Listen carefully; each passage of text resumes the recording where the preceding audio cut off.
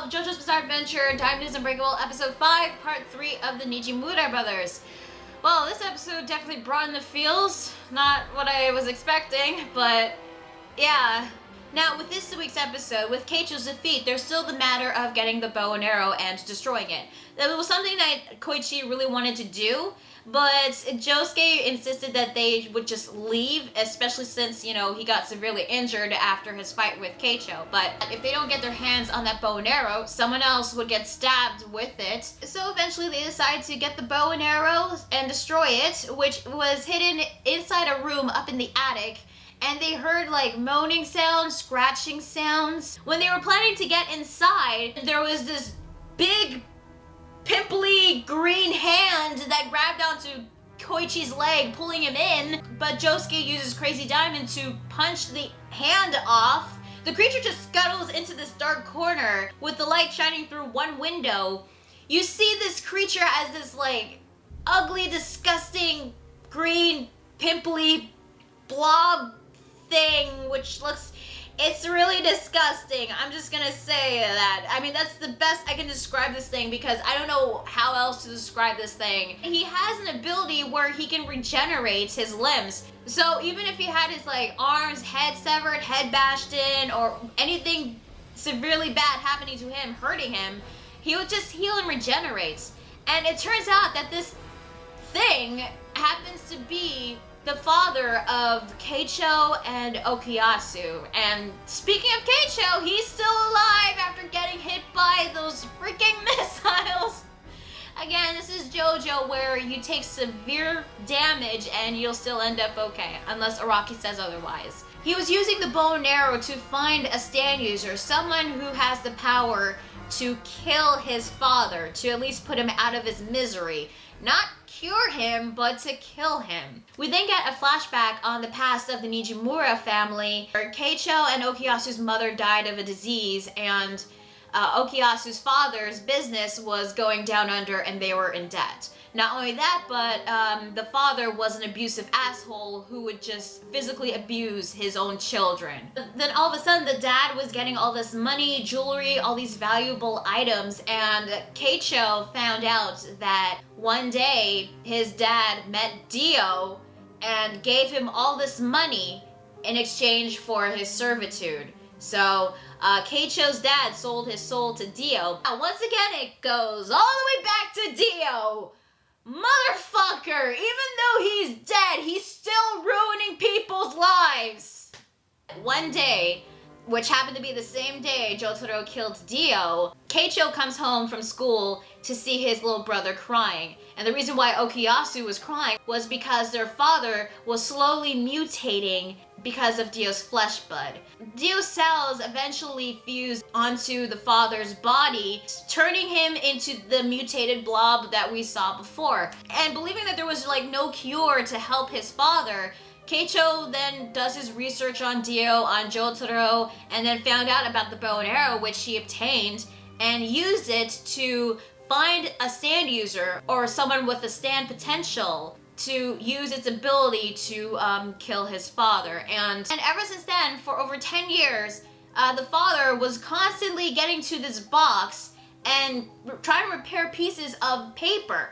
Keicho beats him up pretty badly, pissed off at him, which, you know, he does have every right to because, you know, he physically abused him and Okuyasu. But again, that just makes him no better than the abusive father. So Josuke, noticing the pieces of paper, uses Crazy Diamond to destroy the box and everything in it, and then repairing it. And when the pieces of paper were repaired, it turned out that it was a photo of the Nijimura family back when things were good.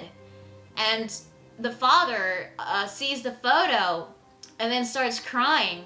Even though he didn't really recognize Keicho and Okuyasu as their sons, he was looking for that photo. He was trying to get something to like trigger his memories because they were hidden deep down, and trying to remember his sons, trying to remember the good times. Outside the room, you see Okuyasu overhearing all this, and he starts crying. God damn it. Jojo, why are you bringing in the feels? Shit. Josuke, being a standalone pretty good guy, decides to like offer to heal his father, which I believe it could work. I mean, his dad has the ability to fix people and objects back to its original form, so he could be able to heal Keicho's dad, but of course in exchange for the bow and arrow. And even Okuyasu comes in and tries to convince his older brother to at least let Josuke help them. But Keicho refuses because, one, the bow and arrow belonged to his dad, so he didn't want to give that away since I guess it was a precious item to him. And two, he's gone so far down this path that there is no turning back for him because he killed so many people using that bow and arrow. And he even went as far as saying that he doesn't acknowledge Okuyasu as his little brother anymore and he wouldn't hesitate to kill him. So yeah, all that sympathy that I had with Keicho, gone. And it all went back into Okuyasu because, God, Okuyasu just... I feel so sorry for that guy, really. But before anything else can happen, Josuke notices that someone was spying on them outside from the window on the roof, which turns out to be another enemy stand user as electric sparks then come out from the outlet, revealing the stand Red Hot Chili Pepper. It's called Red Hot Chili Pepper. That is so cool.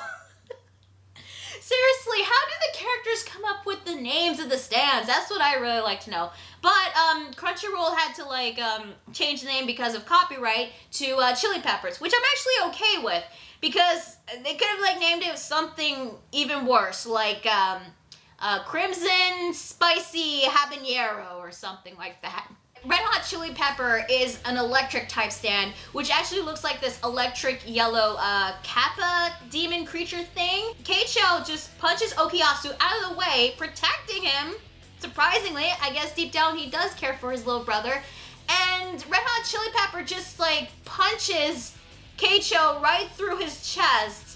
And he couldn't really do anything even when he tried to call upon his stand bad company. And it turns out that the stand user was another one of Keicho's victims that got stabbed with the bow and arrow. And he was there to retrieve the bow and arrow for his own purposes. So his stand takes the bow and arrow and Keicho with him through the outlet. Keicho's final words were, "You were always holding me back."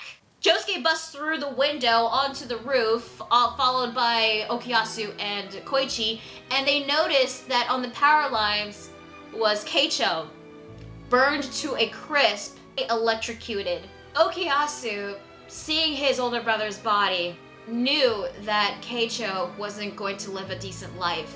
After everything that he did, he knew that things were going to end badly for him. That was his fate. But he says that in the end, Keicho defended him. His older brother, who said that he was going to kill him, who said that he doesn't acknowledge him as his younger brother, defended him. The guy that called him a hindrance, a burden, the guy that said that he's always dragging him down, defended him.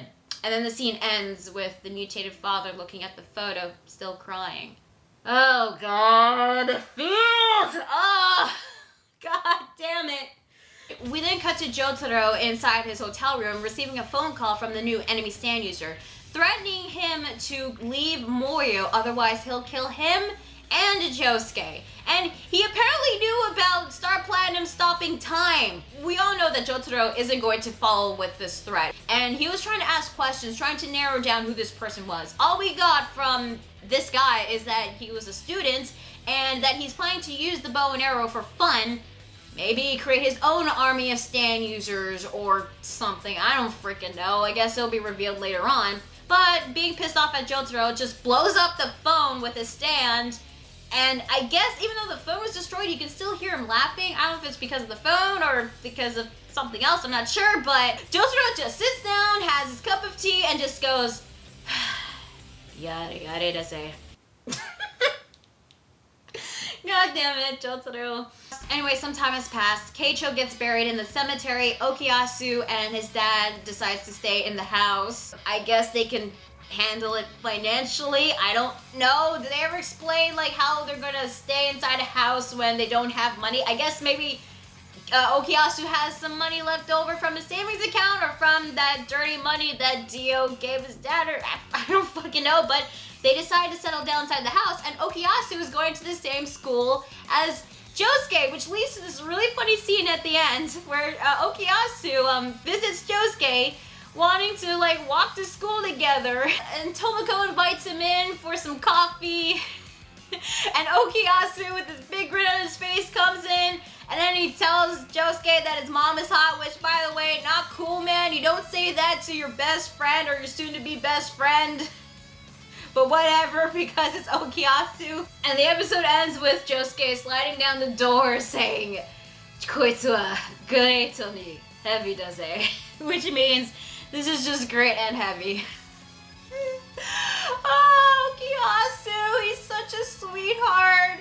I really like him, you know? Please don't kill him off! I swear to God, if you kill him off, I'm gonna cry! Don't do it, Araki, I swear! Don't do it!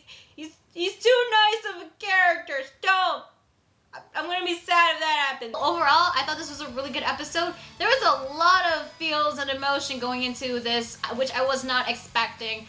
And honestly, despite how I felt with Keicho, I did feel sorry for him, but I felt sorry for Okuyasu the most. Considering that he didn't even know like how many people were stabbed with the bow and arrow. Maybe he wasn't aware of Keicho's plan this whole time, I'm not sure, but I did appreciate some of the comedy, at least at the end of this episode. I will admit this was a little bit more slower than the previous episodes, but then again, those episodes had a lot of action, a lot of fight scenes. This is actually the first episode that we got that didn't consist of fighting, at least not a lot. I really did like the flashback about the Nijimura family, but I actually do have some questions about this. This is definitely open to interpretation, but we can always assume that the Nijimura dad one day met Dio and really did offer his servitude to him in exchange for money, but Dio didn't really trust him, so he gave him the flesh bud. But the flesh bud also brainwashes a person into doing whatever Dio demands, you know? Just like what we've seen with Kakyoin and Polnareff. Which, by the way, thank God Kakyoin and Polnareff did have their flesh buds removed. Otherwise, if Dio died, they would have ended up like the Nijimura dad, like, ugh. So anyway, for all we know, Dio could have implanted the flesh bud onto him before he offered the money, but I don't think that's the case. Keicho did say that his father sold his soul to Dio, even though with the flesh bud. But here's something I don't understand. If he had the flesh bud, if he was like another one of Dio's minions, which he never showed up in Stardust Crusaders, what was he doing during all this time? Like, what did Dio order him to do? Because he was probably working for him in the background, but what exactly did he do? And another thing is, like, he had the potential to have a stand, but we don't even know if he actually got a stand, or had a stand this whole time, or if he got the stand from the bow and arrow. I mean, did he have a stand? Did he ever use it? I'm not sure. At least it was cool hearing Dio again, and of course seeing him again. He was even like doing the same pose, I think, something like this, I'm not sure. The same pose that he did like when we saw him for the first time in episode 1 in that photo. And of course, you know, the bringing back the whole flesh bud thing again, I'm glad that was relevant again. Now that I think about it, I believe the only way to kill the father would have been to eliminate every single piece of him to the point where there is nothing left. And I believe the only other stand that could have been able to kill the father was Vanilla Ice's stand Cream. Just send him into the dimension of darkness, you know? No trace of him whatsoever. But, you know, Vanilla Ice is dead, so, oh well. And now with Keicho, I have so many conflicted feelings over this guy. I mean, I understand his intentions, but the way he went at it, they were wrong. I mean, he was responsible for many deaths, and he even, like, badly mistreated his own little brother. Over those, like, 10, 11 years, this obsession of finding someone to kill his father changed him. You could definitely tell it changed him a lot. Even though I felt sorry for him, I didn't want to because I hated the fact that he treated Okuyasu badly, and even his own father badly. But then again, his father got what was coming to him because he was willing to sell his soul to Dio. He abused his children, venting his own frustration on his children after the death of his wife and his business going under. And yet, deep down, he still cares for Okuyasu, hence why he sacrificed himself to save him. Yeah, I'm angry at Keicho, but at the other hand, I feel sorry for him. So again, a lot of conflicted feelings on Keicho, but I really did feel the feels. And honestly, out of all the Nijimuras, the one I feel sorry the most is Okuyasu. Because not only with the physical abuse of his dad, but the fact that he learned about what happened to his dad and what Keicho was doing, and the fact that he knew that Keicho was going to end up pretty badly because of what he was doing, hence his fate. But then again, maybe Keicho didn't want Okuyasu to end up like him, to go down the same path as him. Knowing that he did all these awful things and he didn't want Okuyasu to get involved in some way or, you know, get in trouble or I don't know, but again, it's just a lot to take in, really. But despite everything that happened with Okuyasu, as time passed, he still had this big smile on his face. He's still able to smile and, you know, try to live a normal life as a high school student, which is really nice. And you know what? I really appreciate Okuyasu. I respect him, you know? I really like him. And I'm looking forward to seeing more of this guy, you know? Especially with his friendship with Josuke now. And as for Koichi, I actually have some respect for him because even though he was a bit scared, he was at least brave enough, willing to go get that bow and arrow, because he knows that if there was another person that gets hit by the bow and arrow, there's a chance that that person would die. Of course, Koichi wouldn't want that. So again, really looking forward to seeing him get stronger and awaken his stand to its fullest potential. Now, the new enemy stand user, I already know what he looks like and his name because of the video games, but I won't say because, you know, spoilers. But I really like his stand, Red Hot Chili Peppers, because it's a cool electric type stand. It has the ability to travel through electric currents, become electricity, and it also has the ability to turn anything it touches into electricity. So I'm really looking forward to seeing this new enemy stand user and Red Hot Chili Peppers. Now, you know, going back to the dad, I wonder if there are more people like him, because like, what if there are other people that have Dio's flesh bud in their brains and they edited up like the dad when Dio died? There could have been more of them, or maybe not, or maybe he's the only one. And I really do hope that Josuke really does try to use Crazy Diamond to heal him, to bring him back to normal, at least try, because like, they never showed it in the episode, but I hope they do at least try once. Maybe it would work, maybe it won't. I just hope that they would at least try, you know? But if not, then I guess the only way to put him out of his misery is maybe to use Hamon, because they are Dio cells and Dio is a vampire, you know? But no, because Joseph's not here yet and Hamon is irrelevant in this part. Anyway, in terms of like the animation and artwork, it was really good. I really did like the flashback, how it was animated. And seeing Red Hot Chili Peppers looked really cool. Again, it's an electric type stand and I'm a real sucker for like elemental types. I mean, you know how hyped I get whenever I see Magician's Red, so I'm really looking forward to seeing Red Hot Chili Peppers appear again. Not sure when though, but hopefully soon. In terms of music and voice acting, it was really well done. It definitely helped bring out more of the feels, which Jojo really has the tendency to do, especially when it's scenes that you don't expect at all. And the stand user for Red Hot Chili Peppers, they actually brought back the voice actor who plays him from the video games, Jotaro Morikubo, which is great because I thought his voice was really good. And this got me hoping that maybe that they'll get the voice actor who voices Kira in the video games to appear in the anime. Fingers crossed on that. So yeah, I guess all that's left now is to find this new enemy stand user and get that bow and arrow, because God knows like what this guy is gonna do with it, but I'm really looking forward to seeing it. So yeah, overall this was another really good episode, very emotional and a bit funny at the same time, and I am so conflicted with Keicho, but I really do feel sorry for him to a certain point, but I feel sorry for Okuyasu the most. And I'm really looking forward to seeing his friendship with Josuke develop. I really am looking forward to that. So yeah, tell me guys, what did you think of this week's episode of Diamonds Unbreakable? Did you like it? Did you hate it? What did you think about Keicho as a whole? I mean, we finally got another death in Jojo, at least another major one.